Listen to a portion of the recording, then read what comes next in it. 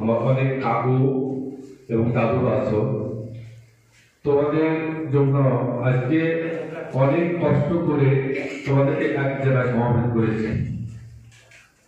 আজ বেশ কিছুদিন ধরে আল্লাহর পথে তোমরা এখানে মাগরিবের নামাজ আদায় করতেছ এবং পরে আমার মোবারক হুজুর আলী সাহেবের কাছ থেকে তোমরা আরবি শিখছো।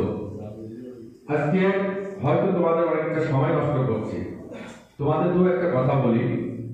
তোমাদের অনেকে এখন ম্যাক্সিমাম এর ভিতরে যারা আসো তাদের তোমরা 12, 14, 15, 16 বছর বয়সের ভিতরে, তোমাদের এখনো বিয়েও হয়নি। কালকে যখন তুমি বিয়ে করতে যাবে তখন গ্রামের কিন্তু কেউ না কেউ কারো না কারোর কাছ থেকে খোঁজ দেবে যে ওই ছেলেটা কেমন।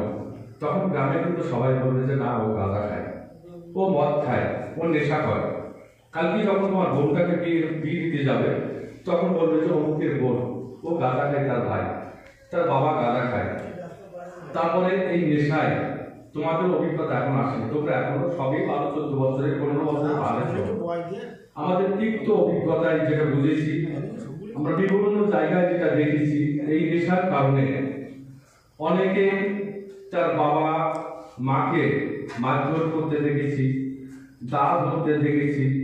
আমাদের এখানে কেউ কেউ আছে, আমি কারো কেসটা আমি সমাজের কাছে দেখাতে চাই না। এই একটা ছেলে আছে যাকে আপনারা চেনে, এ বাড়ির ইট পর্যন্ত তার মানে সমস্ত সবকিছু বিক্রি করে ফেলছে। আমাদের এর ভিতরে আরো একটা ছেলে আছে, আমাদের কালী সাহেব তোমাদের আরবি পড়াবে, টোটাল খরচটা আমি দেওয়ার করবো তোমাদের। আজকে তওবা পড়ার পরে আমি তোমাদের এখন বলি, তওবা পড়ার পরে আমি যেন কখনো কোনো দিনের জন্য শুনিনি তোমরা গোপনে এখনো এই নেশার ভিতরে আসক্ত এর থেকে বেরোতে পারোনি। আমি কেমন, ভালো না খারাপ, আমি কোন ধরনের আচরণ তোমাদের সঙ্গে করতে পারি, আজকে তোমাদের একবারে দাদুর চোখে দেখে একবার আপন করে নিয়ে বসছি। কালকে কিন্তু আমার প্রতিচ্ছবিটা ভিন্ন হয়ে যাবে।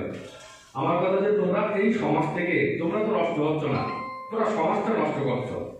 যার ফলে তোমাদের কাছে আমি মানে আজকে একবার বিনয়ের সঙ্গে অনুরোধ করছি, তোমরা এই জগৎ থেকে বেরিয়ে আসো। সবাইকে, তোমার বাবাও বাইরে কোথাও পরিচয় দিতে পারে না, তোমার বাবাও সম্মানের পাত্র হয়ে দাঁড়ায় যে অমুকের ছেলে গাঁজা খায়, অমুকের ছেলে মদ খায়, ফেন্সিডিল খায়। আত্মীয় স্বজনের কাছেও মুখ দেখাতে পারে না তোমাদের কারণে। এখন তো তোমরা বুঝতে শিখেছো। আমি তোমাদের সবাইকে বলি, অন্তত এই বুঝশক্তিটা হয়তো অনেক সময় তোমাদের মধ্যে এখন কম বয়স, তা এইটা আস্তে আস্তে বুঝে নিও, আর এই পথে যেও না।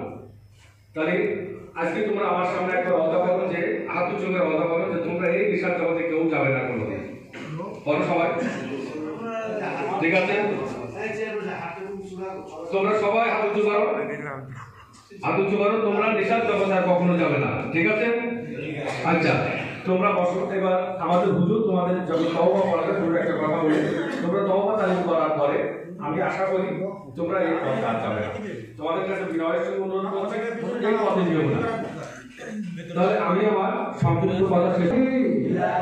লা হাওলা ওয়ালা কুওয়াতা ইল্লা বিল্লাহিল আলিয়্যিল আযীম।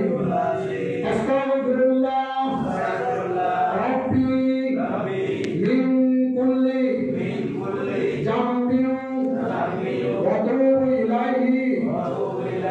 লা হাওলা ওয়ালা কুওয়াতা ইল্লা বিল্লাহিল আলিয়্যিল আযীম।